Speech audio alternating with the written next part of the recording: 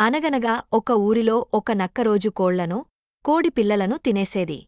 రోజూ ఆ నక్క చేసే పనికి ఊళ్ళో జనమంతా వంచించబడ్డారు.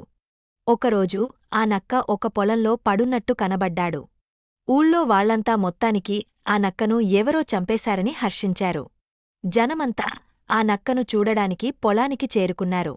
ఒక కోడిపుంజు కూడా తన పిల్లలతో చూడడానికి వెళ్ళింది. ఇంతలో ఆ నక్క లేచి పెద్దగా ఆవలించింది. హరే!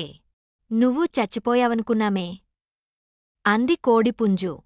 లేదు, అదేమి కాదు. నిన్న రాత్రి బాగా తిన్నాను, అందుకే నిద్ర పట్టేసింది అని జవాబు చెప్పిందా నక్క. పుంజు వెంటనే తన పిల్లలను లెక్క పెట్టుకుంది. ఒక కోడి పిల్ల తక్కువ ఉంది. ఇదేమిటి, ఒక పిల్ల తక్కువ ఉన్నా నాకు తెలియలేదే అంది. ఏమిటయ్యా, నిన్న రాత్రి నీ పిల్లను తింటే నీకు తెలిలేదు కాని ఒక క్షణం క్రితం నేను చచ్చానని తెలుస్తే వెంటనే వచ్చావు అంది నక్క వ్యంగ్యంగా.